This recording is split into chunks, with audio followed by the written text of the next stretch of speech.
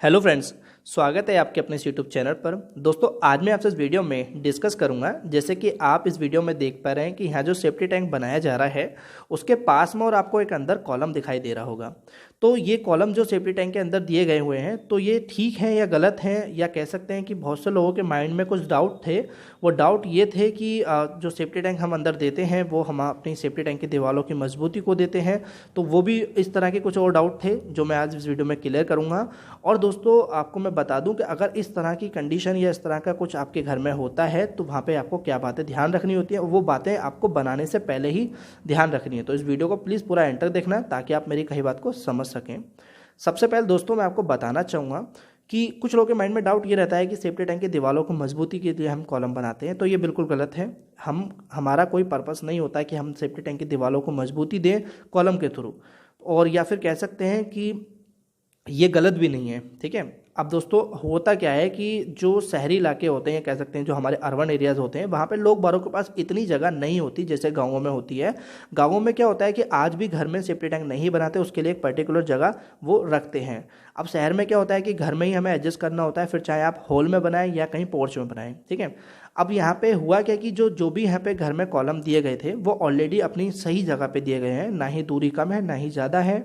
अब हुआ यहाँ पे ये है कि जो हमारा सेफ्टी टैंक का साइज़ था उसको इन लोगों ने थोड़ा बढ़ा दिया है, जिसके कारण क्या हुआ कि सेफ्टी टैंक का जो साइज़ है वो इंक्रीज़ करने से हमारे कॉलम भी उसके अंदर आ गया है।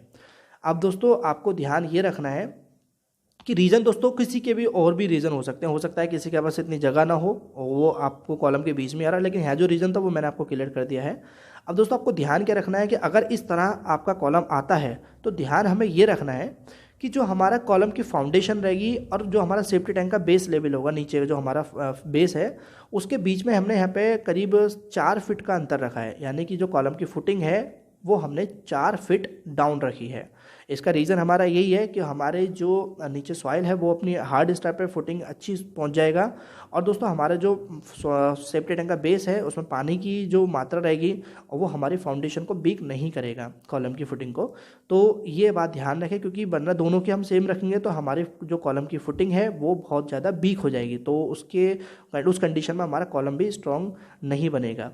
अब दोस्तों, एक चीज़ तो ये हो गई। आप एक चीज़ प्लस पॉइंट ये कर सकते हैं कि हमने यहाँ पे करवाया है कि जो यहाँ जितने भी हमारा कॉलम है वो फुटिंग से जो अंदर रहेगी उस पर हमने वाटर प्रूफिंग कराई है। और बाकी तो सेफ्टी टैंक में तो अंदर करे ही जाएगी, लेकिन जो कॉलम रहेगा उस पर भी हम वाटर प्रूफिंग की पूरी कोट करा देंगे, ताकि हमारे कॉलम में जो सीलन लगने के चांसेस होंगे उसको काफ़ी हद तक रोक सकते हैं। यहाँ पे आपको दिख रहा होगा कि सेफ्टी टैंक का जो साइज है वो काफ़ी बड़ा है, इस वजह से ये कॉलम आ गया है। तो रीज़न यहाँ पे ये था, आपकी जगह कोई और रीज़न भी हो सकता है।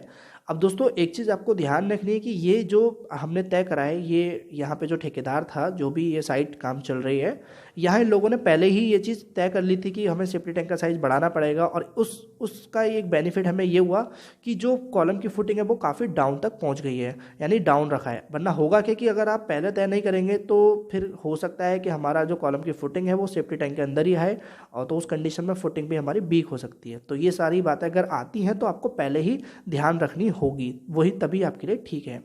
आई होप आप ये वीडियो में जो भी मैंने बताया उससे कुछ आपको क्लियर हुआ है। इनकेस कोई डाउट है तो कमेंट में टाइप कर सकते हैं या मेरे इंस्टाग्राम पे मुझे मैसेज कर सकते हैं। वीडियो अच्छी, वीडियो को लाइक जरूर करें, चैनल सब्सक्राइब करें नहीं किया तो, और वीडियो को शेयर जरूर करें, बेल आइकन को ऑन जरूर करना। Thanks for watching video. मिलता हूं अपनी नेक्स्ट वीडियो।